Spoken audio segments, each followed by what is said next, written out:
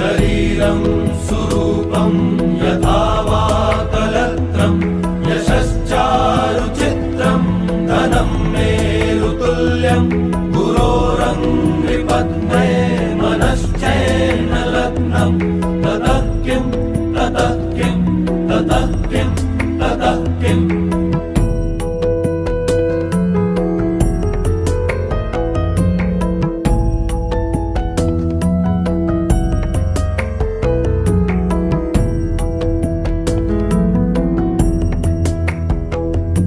कलत्रं धनं पुत्रपौत्रादि सर्वं गृहं बान्धवाः सर्वमेतद्विजातं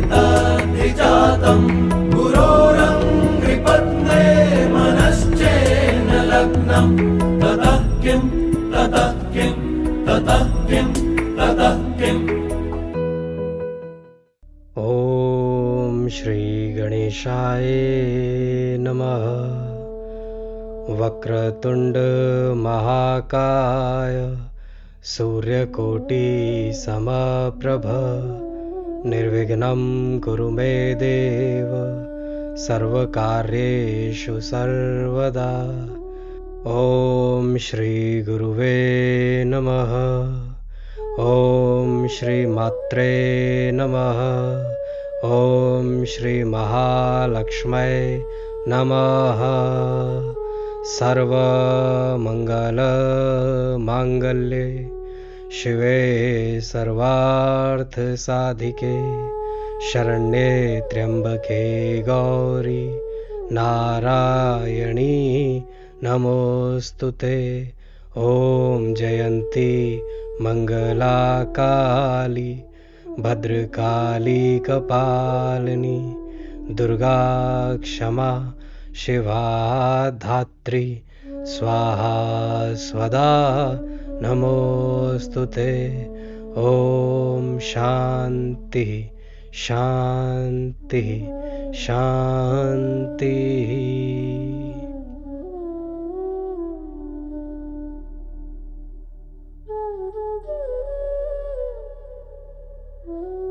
आप सब पर, आप सबके परिवार पर माँ महालक्ष्मी की कृपा हमेशा बनी रहे।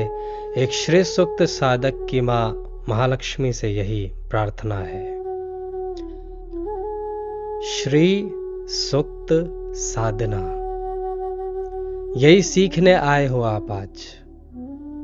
मनुष्य को जब भी ऐश्वर्य संपन्नता की अभिलाषा होती है तो हमारे शास्त्रों में लिखा है कि उसको श्री सूक्त के मंत्रों का जप करना चाहिए।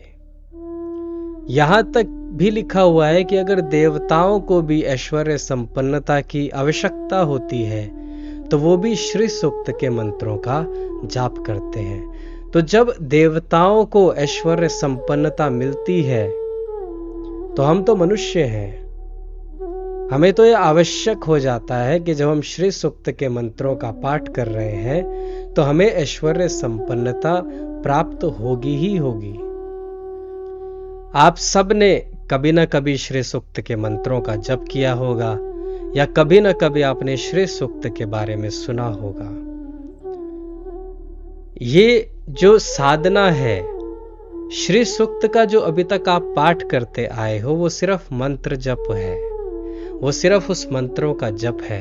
लेकिन श्री सूक्त के भीतर शक्ति छुपी है क्रिएशन की। श्री सूक्त के भीतर शक्ति छुपी है मैनिफेस्टेशन की। और जब एक गुरु शक्तिपात करता है तो जो साधक है उसके भीतर भी वो क्रिएशन की, मैनिफेस्टेशन की शक्तियां जागृत होना शुरू हो जाती हैं। इसीलिए मैं कहता हूं कि श्री सूक्त सिर्फ ऐश्वर्य संपन्नता नहीं, आप जो जीवन में चाहते हो उसको आपको प्रदान करने में सहायक है। आप कितनी भी थ्योरीज अभी तक आपने पढ़ी होंगी जो आजकल बहुत प्रचलन में है, लॉ ऑफ अट्रैक्शन है, मैनिफेस्टेशन की टेक्निक्स हैं, एनएलपी टेक्निक्स हैं, लेकिन इन सब की जननी अगर कोई है तो वो है श्री सूक्त साधना। श्री सूक्त के मंत्रों को इतना शक्तिशाली बताया गया है कि अगर मनुष्य एक बार भी इसकी साधना कर ले तो उसके जीवन में अगर अष्ट दरिद्रता है, एक दरिद्रता तो आपने सुनी होगी, लेकिन जिस प्रकार हमारे शास्त्रों में अष्ट महालक्ष्मी बताई हैं उसी तरीके से अष्ट दरिद्रता भी बताई गई है। तो अगर मनुष्य के जीवन में अष्ट दरिद्रता भी है, उसकी कुंडली में कैसा भी दोष है, वो श्री सूक्त की साधना करने से वो सारे के सारे जो उसके दोष हैं वो हट जाते हैं। ये साधना इतनी शक्तिशाली है कि जैसे ही इसका शक्तिपात होता है मनुष्य को एकदम वाइब्रेशंस फील होती हैं, उसको शक्ति का संचार उसके भीतर फील होता है। और आज भी जब मैं आपको इसकी प्रारंभिक दीक्षा दूंगा तो आप कोशिश करके देख लेना, ये मंत्र आपका रुकेगा नहीं। जागृत मंत्र है ये माँ महालक्ष्मी का, और जागृत मंत्र की पहचान यही है कि जैसे ही वो मंत्र आपको मिलता है वो आपकी श्वास के साथ चलना शुरू हो जाता है। आप कोशिश करके देखना इसको रोकने की, ये रुकेगा नहीं, ये आपके सबकॉन्शियस में चलता रहेगा। मुझे भी जब ये साधना प्राप्त हुई थी तो जिस क्षण से मुझे ये साधना प्राप्त हुई ये मंत्र उसी समय से चलना शुरू हो गया और ये आज तक हर श्वास के साथ चलता आ रहा है। तो आज हम श्री सूक्त साधना के जितने भी क्वेश्चंस मेरे पास में आए हैं मैं प्रयास करूंगा उन सब का आंसर आपको देने की, जिससे कि आपका भी मार्ग प्रशस्त हो और आप श्री सूक्त साधना जो हमारे पौराणिक समय से चली आ रही है, जो गुरु शिष्य परंपरा से चली आ रही है, जो मुझे मेरे गुरु से प्राप्त हुई, उसका ज्ञान, उसकी भक्ति और उसकी शक्ति मैं सब आपको दे सकूं। श्री सूक्त आपने सुना होगा, लेकिन जो श्री सूक्त साधना है वो है भीतर की साधना। हर एक ग्रंथ के 3 खंड होते हैं। पहला है भक्ति खंड, फिर है ज्ञान खंड और फिर है शक्ति खंड, जिसको साधना खंड भी कहा जाता है। तो अभी तक पूरे संसार में श्री सूक्त के मंत्र जप बताए जा रहे हैं, श्री सूक्त का अर्थ बताया जा रहा है, यहां तक कि श्री सूक्त के हवन भी कराए जा रहे हैं। लेकिन जो श्री सूक्त की साधना है वो अभी तक किसी के पास में नहीं है। ये माँ महालक्ष्मी की कृपा ही है कि अब ये घर घर तक इसको पहुंचाने का मेरा प्रयास है कि जो श्री सूक्त की साधना है, क्योंकि कोई भी ग्रंथ बिना साधना खंड के पूर्ण होता ही नहीं है। तो अगर श्री सूक्त के मंत्र हैं, श्री सूक्त का हवन है, तो सोच के देखो कि श्री सूक्त की साधना भी तो होगी। मंत्र अधिष्ठात्री देवी के तभी लिखे जाते हैं जब उस पर साधना होती है। तो ये जो साधना है ये श्री सूक्त के मंत्रों की साधना है, और साधना का अर्थ है जो भीतर, जो आप साध सको। किसको साधना है? अपने आप को, स्वयं को। तो ये जो श्री सूक्त की साधना है ये माँ महालक्ष्मी की आपके जीवन में अबंडेंस आए, आपके जीवन में वेल्थ आए, आपके जीवन में सक्सेस आए, आपके जीवन में हैप्पीनेस आए, इन सब को साधने की अगर कोई साधना है तो वो है श्री सूक्त साधना। और ये साधना है भीतर की साधना। मैं आपको आपके भीतर प्रवेश करवाऊंगा। अभी तक आपने बहुत कुछ सुना होगा साधनाओं के बारे में कि साधना शक्तिशाली होती है, लेकिन जब ये साधना आपके जीवन में आएगी तो आप शक्ति का सही अनुभव कर पाओगे। आप में से एक भी साधक ऐसा नहीं रह जाएगा जो ये कह दे कि मुझे शक्ति का अनुभव नहीं हुआ, मुझे माँ महालक्ष्मी की कृपा का अनुभव नहीं हुआ। आप सबको माँ महालक्ष्मी की शक्ति आज स्पर्श करेगी। आपकी चेतना में माँ महालक्ष्मी की शक्ति आज प्रवाहित होगी। और आप जो अभी तक सुनते आए हो कि साधना जब दीक्षा होती है, जब शक्तिपात होता है तो क्रियाएं होती हैं, वो सब आज आप अनुभव करके जाओगे। तो ये है श्री सूक्त साधना। जो मंत्र है जो आप जप कर रहे थे अभी तक, अब उसको भीतर प्रवेश करवाओ। जब आप भीतर के जगत में प्रवेश करोगे, जब आप अपने स्वयं से जुड़ोगे, जब आप अपनी मन इंद्रियों को समेट करके भीतर लेकर के आओगे, जब आपकी चेतना भीतर होगी और जब मैं आपका कनेक्शन माँ महालक्ष्मी से करवा दूंगा, तब आपकी साधना श्री सूक्त की शुरू हो जाएगी। श्री सूक्त की साधना देवताओं ने करी, श्री सूक्त की साधना नवनाथों ने करी, श्री सूक्त की साधना हर एक योगी ने करी है। श्री सूक्त की साधना स्वयं भगवान हरि, भगवान नारायण, भगवान शिव ने करी है। श्री सूक्त की साधना पहली सीढ़ी है ब्रह्म विद्या की। श्री सूक्त की साधना पहली सीढ़ी है 10 महाविद्याओं की। श्री सूक्त की साधना पहली सीढ़ी है श्री विद्या की। और अब जब ये साधना की बात चल रही है तो मैं आपको एक और बात बता दूं कि अभी तक सभी के सभी सिर्फ 10 महाविद्याओं या श्री विद्या तक ही सीमित हैं, लेकिन 10 महाविद्याओं के बाद में, श्री विद्या के बाद में एक और साधना है, वो है श्री ब्रह्म विद्या साधना। तो जो हमारा मार्ग है, हम कभी नहीं कहते माया को छोड़ दो, हम कभी नहीं कहते माँ महालक्ष्मी से मुख मोड़ लो, क्योंकि आपको जीवन चलाना है, आपका परिवार है, आपकी रिस्पॉन्सिबिलिटीज हैं। और वो कैसे पूरी होंगी? जब आपके जीवन में ऐश्वर्य संपन्नता आएगी। तो इसलिए माया से नहीं, महामाया से मैं आपको जोड़ रहा हूं। और जब आपका जुड़ाव महामाया से हो जाएगा तो माया आप अपने आप कंट्रोल कर पाओगे। और ये सिर्फ शब्द नहीं है, ये आप अनुभव करोगे। आज से ही अनुभव आप करने लग जाओगे। तो श्री सूक्त की साधना का विधान हमारे ऋग्वेद में आता है, जो प्राचीनतम वेद है। और वेदों को कहा गया है कि वो ब्रह्म की वाणी है। तो ये श्री सूक्त साधना का इतिहास आदि अनादि काल से है। तो जो मैं आपको मार्ग से जोड़ रहा हूं वो कोई अभी की साधना नहीं है। ऐसा नहीं है कि अभी 5, 10, 500 वर्ष पहले ये साधना, नहीं, ये साधना है पुराणिक काल से। देवताओं ने साधना करी, आपके इष्ट ने साधना करी, नवनाथों ने साधना करी, सप्तऋषियों ने साधना करी। और इस धरती पर जिसको भी ऐश्वर्य संपन्नता की कामना है, उन सब ने श्री सूक्त की साधना करी। और इस साधना का सबसे बढ़िया जो फल है वो ये है कि इसका एक भी नेगेटिव इम्पैक्ट किसी भी मनुष्य पर नहीं होता।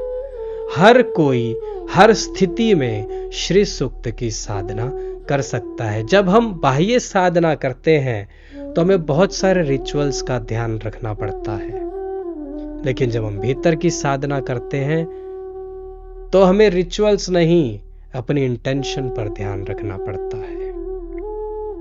कई लोग श्री सूक्त साधना को सिर्फ ऐश्वर्य संपन्नता के लिए ही प्रयोग करते हैं, पर हमारे शास्त्रों में लिखा है कि श्री सूक्त साधना क्रिएशन की कृपा है। इससे आप जीवन में जो भी कुछ चाहते हो उसको आप क्रिएट कर सकते हो। देखो, हमारे शास्त्रों में 3 शक्तियां बताई हैं, क्रिएशन की, सस्टेनेबिलिटी की और डिस्ट्रक्शन की। तो श्री सूक्त साधना जो है वो क्रिएशन की शक्ति है। आप जीवन में जो भी कुछ सोच सकते हो, श्री सूक्त साधना उसको आपके जीवन में लेकर के आ सकती है। 8 प्रकार की मां महालक्ष्मी बताई हैं हमारे शास्त्रों में, जिसमें कि जो एक मनुष्य सोच सकता है वो सारी की सारी कामनाएं उसमें आ जाती हैं। और श्री सूक्त की साधना करने से अष्ट महालक्ष्मी की कृपा होती है, जिससे कि आप जो भी जीवन में चाहते हो, जो भी का मायना जो भी आप जीवन में चाहते हो वो आप अपने जीवन में क्रिएट कर सकते हो। ये शक्ति है श्री सूक्त साधना की। मैं आपको मंत्र ज्ञान नहीं दे रहा, मैं आपको कोई ज्ञान नहीं दे रहा, मैं आपको सीधी शक्ति दे रहा हूं श्री सूक्त साधना की। तो इसके फायदे ये हैं कि अगर आपको अच्छी जॉब चाहिए तो श्री सूक्त साधना फायदा करेगी। आपका बिजनेस अच्छा होना चाहिए तो श्री सूक्त साधना फायदा करेगी। आपको अपनी हेल्थ इंप्रूव करनी है तो श्री सूक्त साधना फायदा करेगी। आपको अच्छे रिलेशनशिप्स चाहिए तो श्री सूक्त साधना सहायता करेगी। आपको अच्छी शादी चाहिए, अच्छा पार्टनर चाहिए तो श्री सूक्त साधना सहायता करेगी।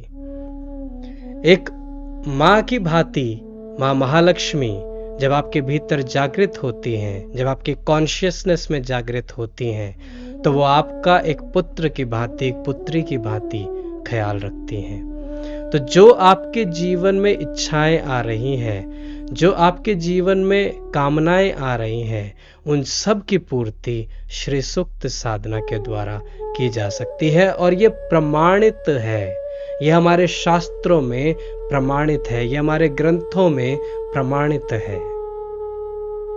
और श्री सूक्त साधना का एक और फायदा है कि ये आपके जीवन में पॉजिटिविटी लेकर के आती है, और साथ ही साथ आपके जीवन में कैसी भी नेगेटिविटी हो, कैसी भी मायने कितनी भी शक्तिशाली नेगेटिविटी क्यों ना हो, आप कैसी भी नेगेटिविटी का नाम ले लो, क्योंकि हमारे जो शास्त्र हैं वो सिर्फ दो ही चीजों की बात करते हैं, पॉजिटिविटी की और नेगेटिविटी की।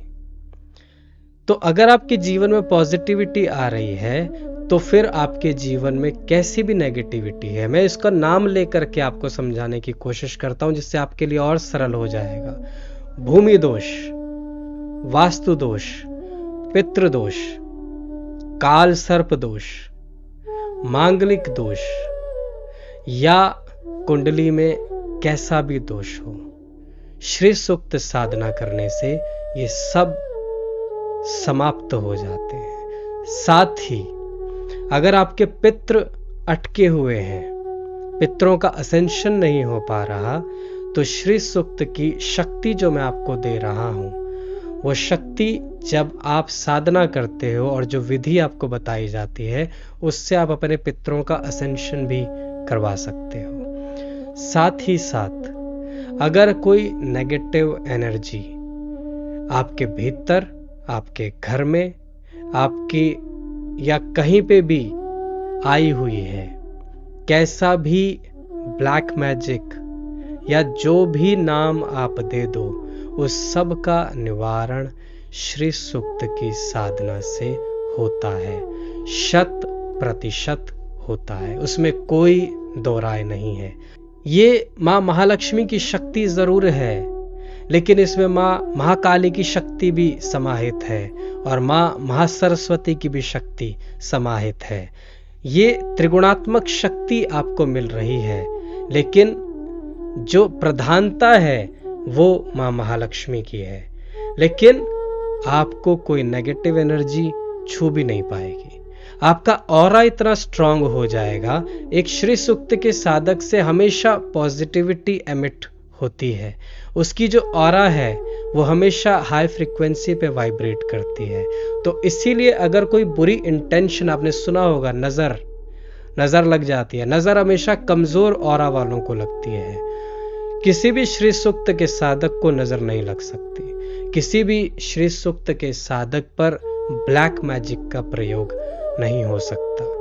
और जहां पर बैठ करके आप साधना कर रहे हो, चाहे वो आपका घर है, चाहे आपका कार्य क्षेत्र है, जहां कहीं भी आप बैठ करके साधना कर रहे हो, उस जगह से कोई भी नेगेटिव एनर्जी अगर है, कैसी भी नेगेटिव एंटिटी क्यों ना हो, वो उसी समय वहां से पलायन कर जाती है, वो उसी समय उस स्थान को छोड़ करके चली जाएगी, उसका भी असेंशन हो जाता है। तो ये शक्ति है श्री सूक्त साधना की शक्ति की।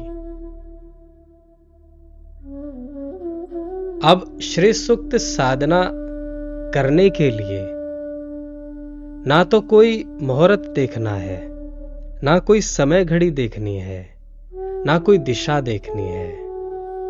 बस देखना है तो अपनी भावना, बस देखना है तो मन की शुद्धि। शरीर को तो हम हर दिन साफ करते हैं, मन को साफ नहीं करते, अपनी भावनाओं को साफ नहीं करते, अपने इमोशंस को साफ नहीं करते, अपने इंटेंशंस को साफ नहीं करते। इसीलिए फल की प्राप्ति नहीं होती।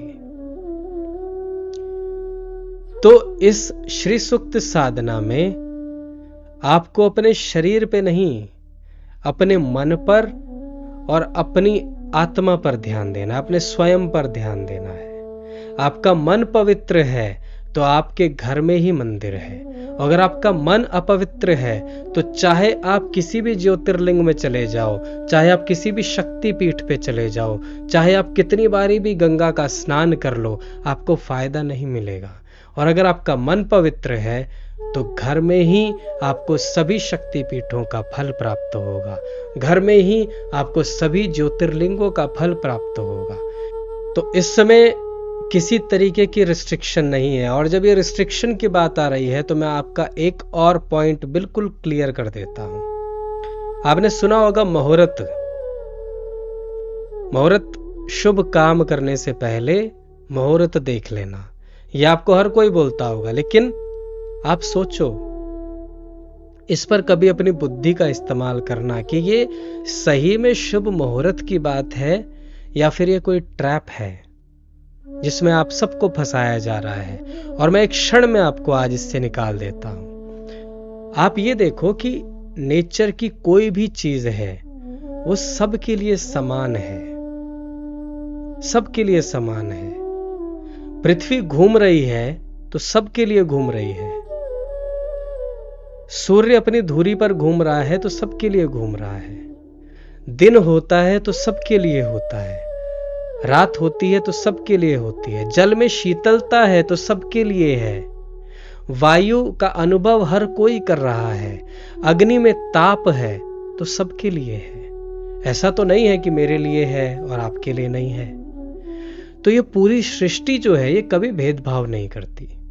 ऐसा नहीं है कि अगर आप कोई औषधि खा रहे हो तो उसका असर आप पर होगा और उस पर नहीं होगा, ऐसा तो नहीं है। भूख लगती है, खाना सब खाते हैं, भूख सबकी मिटती है। प्यास लगती है, जल सब ग्रहण करते हैं, प्यास सबकी मिटती है। तो सारे जो नेचर के लॉज हैं वो सबके ऊपर सेम एप्लीकेबल हो रहे हैं। लेकिन फिर ये मुहूर्त कहां से आया? ये क्यों कहा जाता है कि शुभ समय देख लेना? कोई आपको कहता हुआ नहीं मिलेगा कि बुरा कार्य करने से पहले मुहूर्त देख लेना। कोई भी मनुष्य आपको ये कहता हुआ नहीं मिलेगा कि बुरा कार्य कर रहे हो तो थोड़ी देर ठहर जाओ, थोड़ा मुहूर्त देख लो। पर जब भी आप कोई शुभ कार्य करने जाओगे तो आपको हमेशा यही बोला जाएगा कि मुहूर्त देख लेना। जब भी आप पूजा पाठ करने जाओगे, जब भी साधना करने जाओगे, हमेशा आपको रिचुअल्स में फंसा दिया जाएगा। इतने रिचुअल्स हैं कि मनुष्य फिर ये सोचता है कि मैं रिचुअल्स का पालन करूं या पूजा पाठ का पालन करूं। एक अगर छोटी सी भी पूजा करनी है तो आसन कैसा होगा, दिशा कैसी होगी, मुहूर्त कैसा होगा, आप खुद सोचो। आप परमात्मा तत्व से जुड़ रहे हो जो काल से परे है, और उसके लिए आप मुहूर्त देख रहे हो जो सर्वव्यापी है। हमारे उपनिषदों में लिखा है ब्रह्म तो सर्वव्यापी है, वो आपके भीतर भी है, बाहर भी है, कण कण में व्याप्त है। तो जो कण कण में व्याप्त है उसके लिए मुहूर्त क्या देखना? ये सीधा सीधा ट्रैप है जिसमें आप सबको फंसाया जा रहा है और आप सब फंसते जा रहे हो। वही समय है, वही राहु काल है जिसमें एक मनुष्य करोड़ों का कर्जा कर लेता है और उसी समय, उसी राहु काल में, उसी अशुभ घड़ी में कोई करोड़ों का मुनाफा कर जाता है। तो ये मुहूर्त की बात नहीं है, ये कुछ और है, इसके बारे में हम आगे चर्चा करेंगे। पर यह मुहूर्त नहीं है। अगर समय खराब होता, जैसे यूनिवर्सल लॉ है, कोई भी चीज है सबके लिए एप्लीकेबल होगी, तो अगर बुरा समय है तो सबके लिए आएगा। अगर बाढ़ आती है तो सबके लिए आती है ना। ऐसा तो नहीं है कि मेरा अच्छा समय चल रहा है तो मेरे पास वाले घर को वो बहा ले जाएगा और मैं सुरक्षित रह जाऊंगा। नहीं, ऐसा तो नहीं है। बाढ़ आ रही है, तूफान आ रहा है, या कोई भी आपदा आ रही है, तो वो सबके लिए एप्लीकेबल है। तो फिर ये मुहूर्त सबके लिए अलग अलग कैसे हो गए?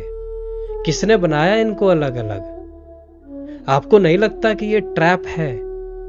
ये ट्रैप ही है। हमेशा शुभ कार्य करने जाओ तो सबसे पहले मुहूर्त देखो, नहीं, परमात्मा का 11 बारी 21 बारी नाम लो, वही आपका शुभ मुहूर्त बन जाएगा। उससे शुभ मुहूर्त क्या होगा? जब आपकी वाणी से परमात्मा तत्व का नाम निकल रहा है। हम तो श्री सूक्त साधना में कहते हैं कि आप जैसे ही श्री सूक्त साधना करना शुरू करते हो, वही समय सर्व सिद्धि काल बन जाता है। इसीलिए हम कहते हैं कि श्री सूक्त साधना में कोई मुहूर्त नहीं है। आप अगर अभी साधना शुरू कर रहे हो तो अभी आपके लिए सर्व सिद्धि काल बन जाएगा। क्योंकि एक स्थिति ऐसी आती है, साधक जब साधना करता है कि वो तुर्यावस्था में प्रवेश करता है। तुर्यावस्था है शून्य की अवस्था, जिसमें कुछ भी क्रिएट किया जा सकता है। तो जैसे ही साधक साधना करता है, वो तुर्यावस्था में प्रवेश करता है और अपने जीवन में जो वो चाहता है उसको क्रिएट कर लेता है। इसीलिए कहा जाता है कि श्री सूक्त साधक के पास में हर क्षण क्षमता है सर्व सिद्धि काल बनाने की। तो अब से कोई मुहूर्त नहीं देखना। ये एक बिलीफ मैं आपका इस सेशन में तोड़े जा रहा हूं। कोई भी मुहूर्त नहीं देखना, चाहे आप मुझसे जुड़े हो चाहे नहीं जुड़े हो। 10 बारी 21 बारी परमात्मा का नाम लो, मन में संकल्प करो कि हे परमात्मा, मैं आपका पुत्र हूं, मैं आपकी पुत्री हूं, मेरा ये कार्य सफल करना। आपका वो कार्य सफल होगा, क्योंकि आप इस चीज को मान करके रखो। ऐसा नहीं, कोई भेदभाव आपके साथ में नहीं कर रहा। यूनिवर्स की कोई एनर्जी आपके साथ भेदभाव नहीं कर रही। तो समय कैसे करेगा? मुहूर्त कैसे करेगा? सब मुहूर्त शुभ है अगर भावना शुद्ध है, और सब समय अशुभ है अगर भावना अशुभ है। जो आपको बाहर दिख रहा है वो सब आपके भीतर का प्रतिबिंब है। और एक प्रश्न मुझसे यह भी पूछा गया है महिलाओं का कि जब हमारे पीरियड्स वगैरह आते हैं तब हम श्री सूक्त की साधना कर सकते हैं कि नहीं? बिल्कुल कर सकते हैं। आप बाकी सारे कार्य कर रहे हो, आप जॉब पे भी जाते हो, आप घर के कार्य भी करते हो, सब कार्य करते हो। तो ये जो साधना है ये भीतर की साधना है। इसमें आप भीतर प्रवेश करते हो, इसमें शरीर का महत्व नहीं है। जैसे जैसे आप हायर लेवल्स पे जाओगे वैसे वैसे आप देखोगे कि जो आपका ये फिजिकल बॉडी है ये एक्चुअली एक एनर्जी बॉडी है और आप इसको फील कर पाओगे। तो इसलिए कैसी भी स्थिति हो, कैसी भी अवस्था हो, आप श्री सूक्त साधना हर रोज करो।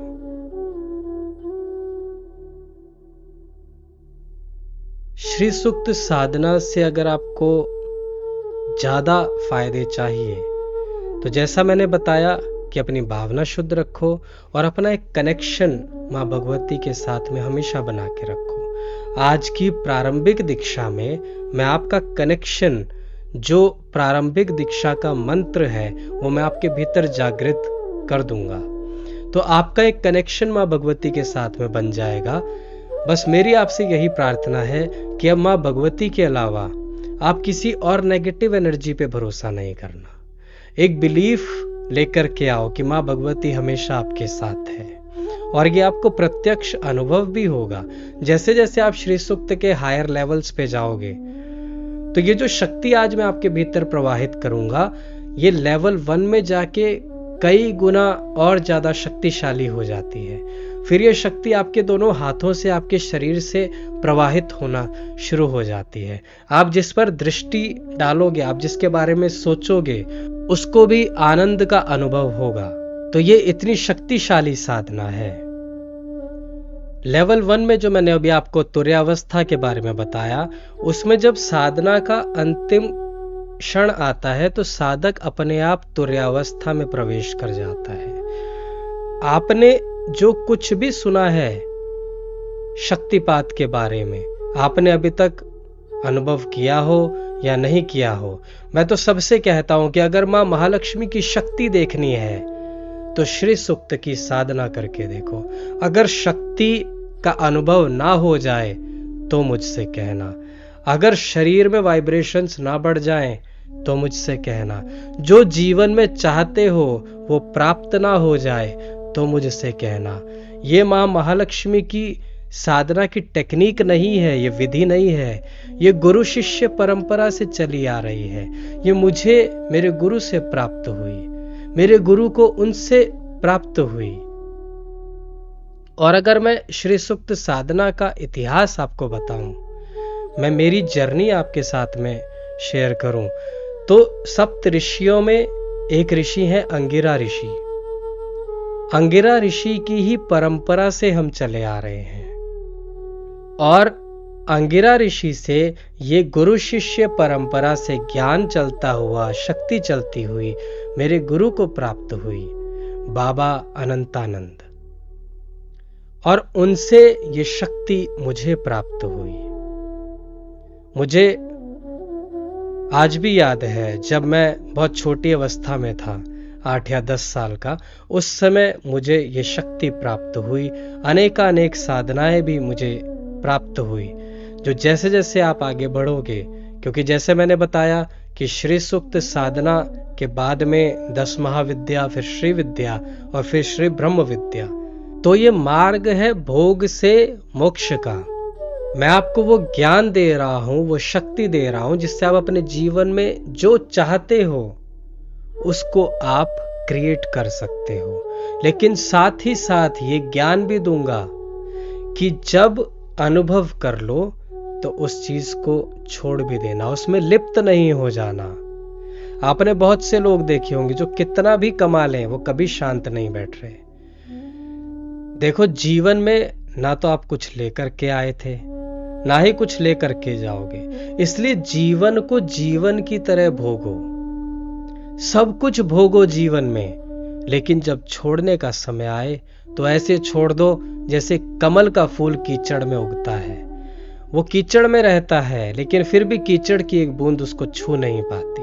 श्री सूक्त साधना आपको जीवन में सब कुछ देगी, भोग देगी, मोक्ष भी देगी।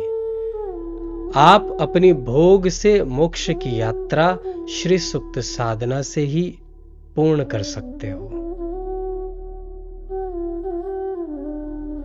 एक बारी की बात है, जब मैंने ये श्री सूक्त साधना आज से 10 साल 12 साल पहले सिखानी शुरू करी थी, तो मेरे पास में एक व्यक्ति आए थे जिनके पास में लगभग 60 लाख का कर्ज था, 60 lakhs का कर्ज था। और उन्होंने मुझे बताया कि मैं जिस भी ज्योतिष के पास में जाता हूं, उसने मुझे यही बोला है कि ये आपकी कुंडली में दोष है, अष्ट दरिद्रता है, और ये आपका जीवन पर्यंत चलेगा, ये आपका छूटेगा नहीं। ये कर्जा अभी 60 लाख का है तो इसमें आप इसको नहीं निपटा पाओगे। तो हम जब गुरु शिष्य परंपरा से शक्ति के द्वारा किसी मनुष्य को देखते हैं तो उसका पूरा जीवन हमें नजर आता है।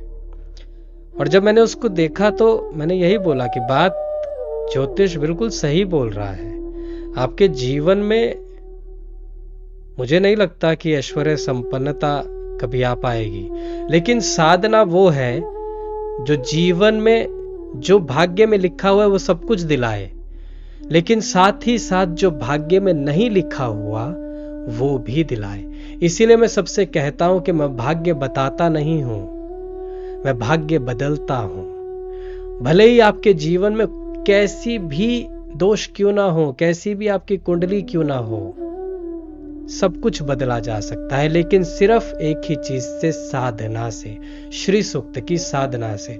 आप कोई भी हमारे ग्रंथ की कहानी उठा करके देखो, कोई भी किस्सा उठा करके देखो, सब में साधना का ही आपको वर्णन मिलेगा। उसका जीवन कैसे बदला, साधना से। तो जब उसको श्री सूक्त की साधना सिखाई, मैंने उसको यही बोला कि तुम जो आज श्री सूक्त की साधना लिए जा रहे हो उसको तुम कम से कम 3 महीना करके देखना। अगर जीवन ना बदले तो मुझसे कहना। और 60 लाख का कर्जा आज से 10 से 12 साल पहले बहुत मायने रखता है, आज भी मायने रखता है। और जब उसने श्री सूक्त की साधना करनी शुरू करी तो उसने वो कर्जा भी चुकाया और आज वो कई करोड़ों की संपत्ति का मालिक भी है।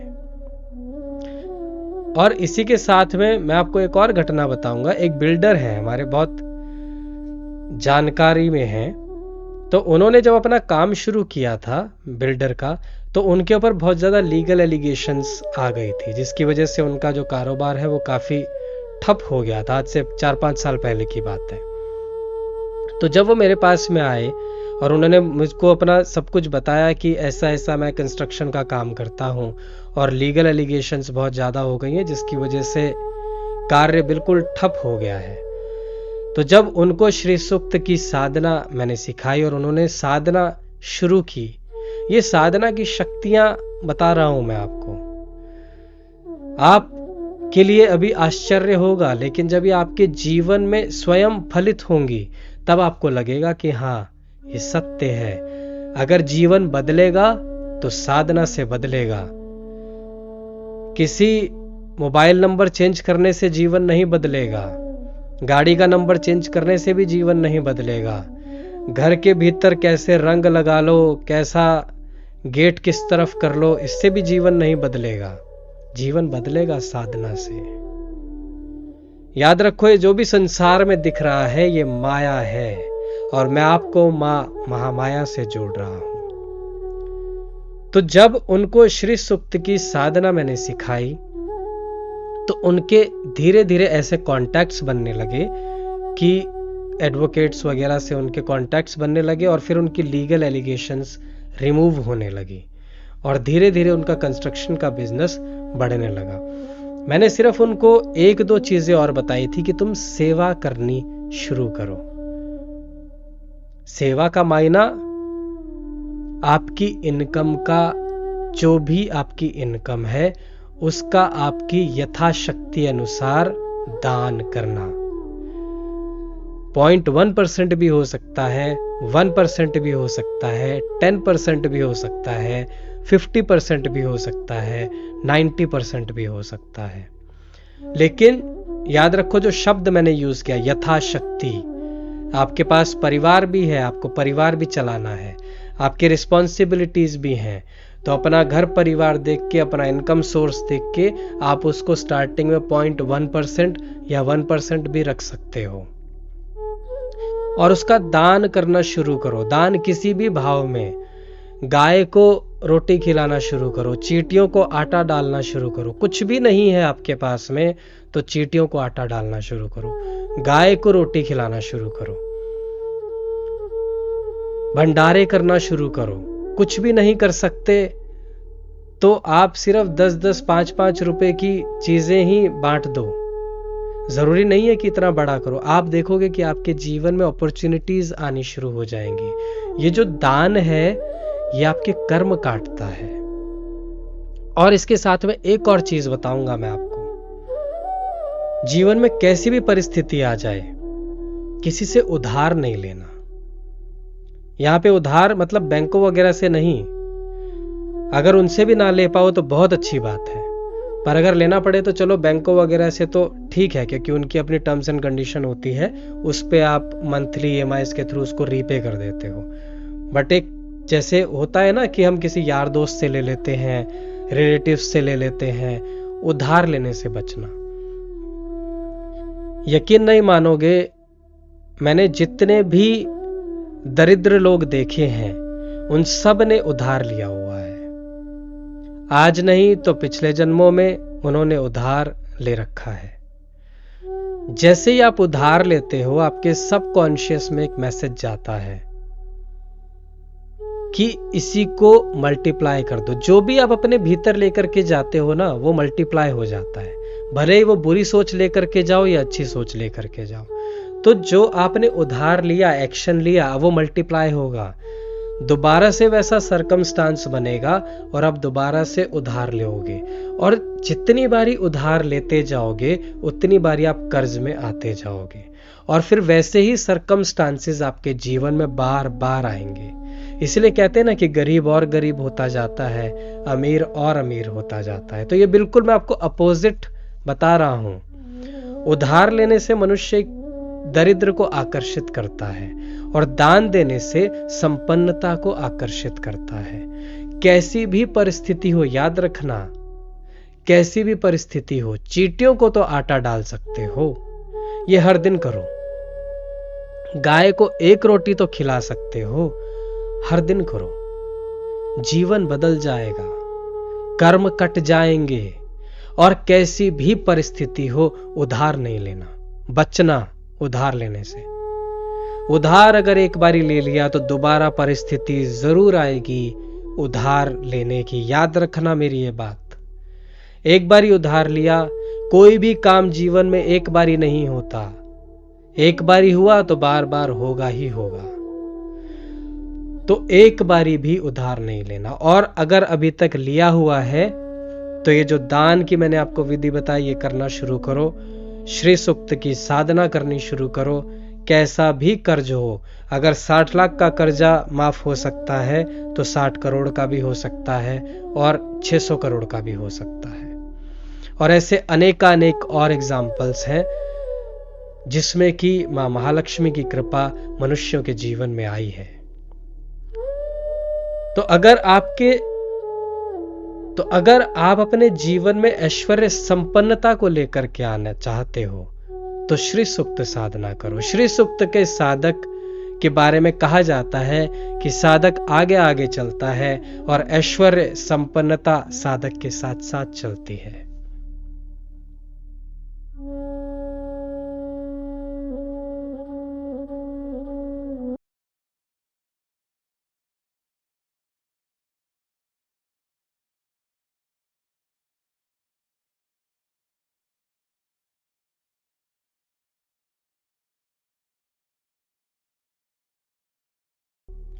और जो मैंने अभी आपको बताया कि जब मनुष्य श्री सूक्त की साधना करता है तो उसके कुंडली में कैसे भी दोष हो उन सब का निवारण होता है।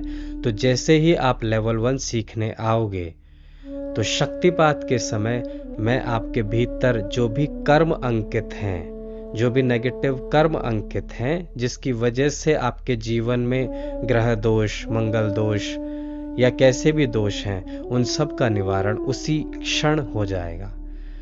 तो जो भी मैं निवारण कर देता हूं, बस आपसे एक ही अनुरोध है कि दोबारा उन सब चीजों पर बिलीव करके फिर से उन दोषों को क्रिएट नहीं करना।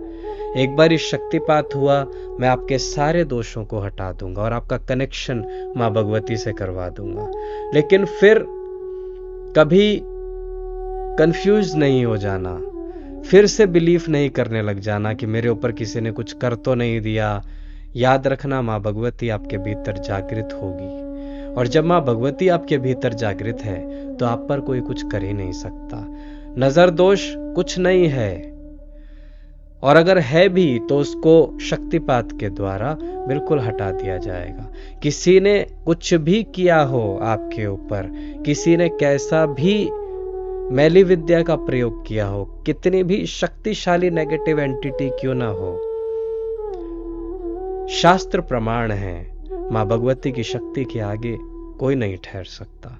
तो आप उन्हीं की ऑरा में बिल्कुल सुरक्षित हो, आपका परिवार बिल्कुल सुरक्षित हो, और मां भगवती की कृपा हमेशा आप पर, आपके परिवार पर बनी रहे। तो इसी मंगल कामना के साथ में एक श्री सूक्त साधक अपने सभी साधकों के लिए मां भगवती से प्रार्थना करता है कि आप पर, आपके परिवार पर उनकी कृपा, ऐश्वर्य, संपन्नता आपके घर में हमेशा बनी रहे।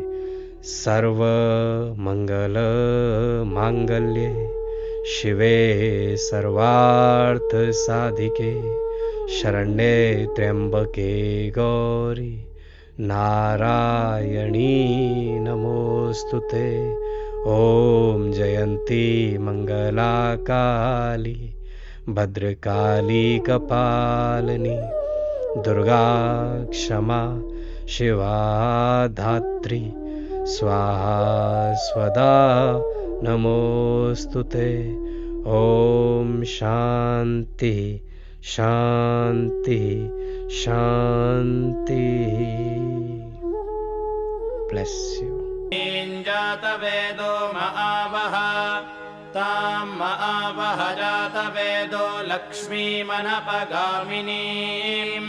यस्यां हिरण्यं विन्देयङ्गामस्वं पुरुषानहम् अश्वपूर्वां रथमध्यां हस्तिनादप्रबोधिनीं श्रियं देवीमुपह्वये श्रीर्मा देवी जुषतां कांसोऽस्मितां हिरण्यप्राकारामार्द्राञ्ज्वलन्तीं तृप्तां तर्पयन्तीं पद्मे स्थितां पद्मवर्णान्तां